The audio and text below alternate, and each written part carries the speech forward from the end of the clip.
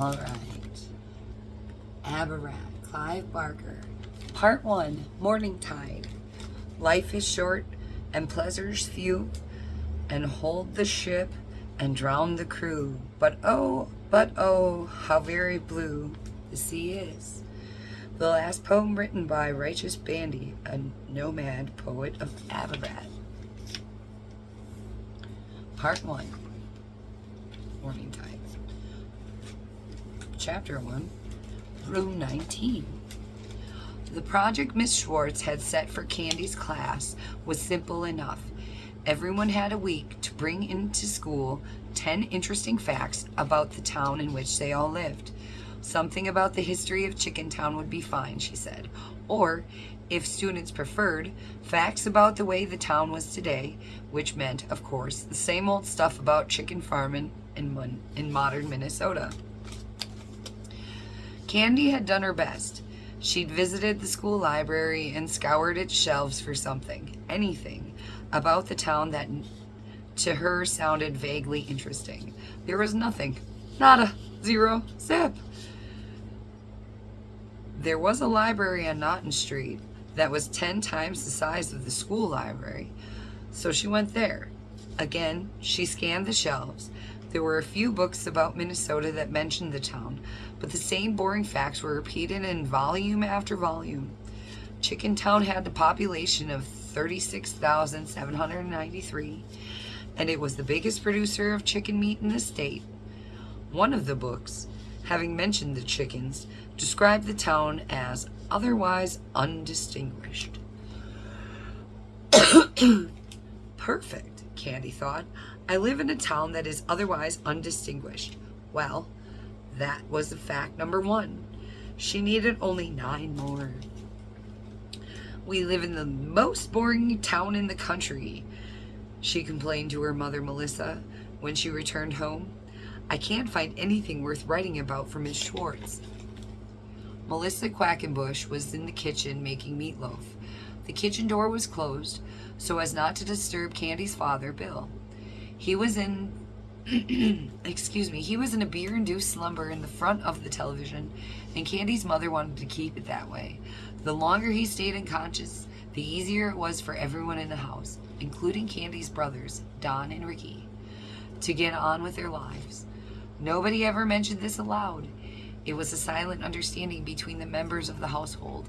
Life was more pleasant for everyone when Bill Quackenbush was asleep. Why do you say it's boring? Melissa asked, as she seasoned the meatloaf. Just take a look out there, Candy said. Melissa didn't bother, but that was only because she knew that the scene outside the window all too well. Beyond the grimy glass was the family's chaotic backyard. The shin-high grass, browned by the heat wave that had come unexpectedly in the middle of May. The inflatable pool they'd bought the previous summer and had never deflated and stowed away, now a dirty circle of red and white plastic at the far end of the yard. Beyond the collapsed pool was the broken fence, and beyond the fence, another yard in not much better shape, and another, until eventually the yards ended, and the streets too, and the empty grasslands began. I know what you want for your project, she said. Oh, said Candy, going to the fridge and taking out a soda. What do I want? You want something weird, Melissa said, putting the meat into the baking tin and thumbing it down. You've got a little morbid streak in you, just like your Grandma Frances. She used to go to the funerals of complete strangers. She did not, Candy said with a laugh. She did, I swear. She loved anything like that. You get it from her. You certainly don't get it from me or your dad. Oh, well, that really makes me feel welcome. You know what I mean, Candy's mother protested. So you don't think Chicken Town is boring? Candy said. There are worse places, believe me, Melissa said. At least it's got a bit of history. Not much of one. Not according to the books I looked at anyway, Candy said. You know who you should talk to, Melissa said. Who? Norma Lipnick. You remember Norma? She and I used to work at the Comfort Tree Hotel together. Vaguely, Candy stated. All kinds of strange things happened at hotels, and the comfort tree has been around since, oh, I don't know. You ask Norma, she'll tell you. Is she the one with the white blonde hair who always wore too much lipstick? Melissa looked up at her daughter with a little smile. Don't you go saying anything rude to her now. I wouldn't do a thing like that. I know how these things slip out of you. Mom, I'll be really polite. Good, you do that. She's the assistant manager there now. So if you're real nice to her and you ask her the right questions, I bet you she'll give you something for your project that nobody else in class will have. Like what? You go over there and you ask her. She'll remember you. Ask her to tell you about Henry Murkett. Who's Henry Murkett? You go and ask her. It's your project. You should get out there and do some legwork, like a detective. Is there much to detect, Candy said.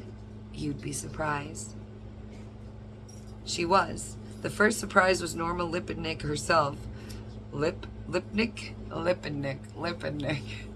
It's Lipnick. But Lipnick is funny as fuck.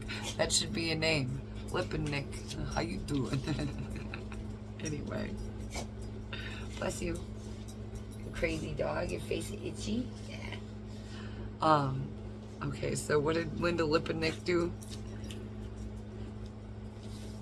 Oh. She was there. The first surprise was Norma Lipnick herself, who was no longer the tacky woman that Candy remembered. Her hair teased, high, and her dress too short. In the 8 years or so since Candy had seen Norma, she had let her hair go naturally gray. The bright red lipstick was a thing of the past, as were the short dresses. But once Candy had introduced herself, Norma's new professional reserve was soon cast to the winds, and the warm, gossipy woman Candy remembered emerged. Lord, how you've grown, Candy, she said. I never see you around. You or your mother. Is she doing okay? Yeah, I guess. I heard your dad lost his job at the chicken factory, had a little problem with the beer, so I was told. Candy didn't have time to agree or deny this. You know what? I think that sometimes people should be given second chances. If you don't give people second chances, how are they ever going to change? I don't know, Candy said, feeling uncomfortable. Men, Norma said. You stay away from them, darling. They are more trouble than they're worth. I'm on my third marriage, and I don't give that more than 2 months. Oh. Anyway, you didn't come over here to listen to me chattering on, so how can I help you? I've got this project to do about Chickentown, Candy explained. It was set by Miss Schwartz, who always gives us these projects that are only fit for 6th graders. Besides, she doesn't like me very much. Oh? Don't let her get you down, honey. There's always one who makes your life hell. You'll be out of school soon enough. What are you going to do then? Work over at the factory? Candy felt a great weight settle on her shoulders, imagining that horrendous prospect. I hope not, she said. I want to do something more with my life. But you don't know what? Candy shook her head. Don't worry, it'll come to you, Norma said. I hope it does, because I don't want to get stuck here. No, I don't. I really don't. So you've got a project about Chickentown? Yes, and Mom said there were some things that went on in the hotel I should find out about. She said you know what she was talking about. Did she indeed? Said Norma, with a teasing little smile. She said to ask you about Henry Murkett? Yes, Henry Murkett. Poor old Henry. What else did she say? Did she tell you about room 19? No, she didn't mention anything about a room. She just gave me the name. Well, I can tell you the tale, Norma said, but I don't know if Murkett's story is the kind of thing your Miss Schwartz will be looking for. Why not? Well, because it's rather dark, Norma said. Tragic, in fact. Candy smiled. Well, Mom said I'm morbid, so I'll probably like it. Morbid, huh? All right, said Norma. I guess I should tell you the whole darn thing. You see, Chickentown used to be called Murkett. Really? That wasn't in any of the books about Minnesota. you know how it is. There's the history that finds its way into the books, and then there's the history that doesn't. And Henry Murkett is part of that history that doesn't. Huh? Candy was fascinated. Remembering what her mother had said about doing some detective work, she took out her notebook and began to write in it. Murkett, history we don't know. So the town was named after Henry Murkett? No, said Norma. It was named after his grandfather, Wallace Murkett. Why did they change it? I guess Chickentown fits, doesn't it? This place has got more damn chickens than it has people, and sometimes I think folks care more about the chickens than they do about each other. My husband works over at the factory, so that's all I ever hear from him and his friends. Chicken talk?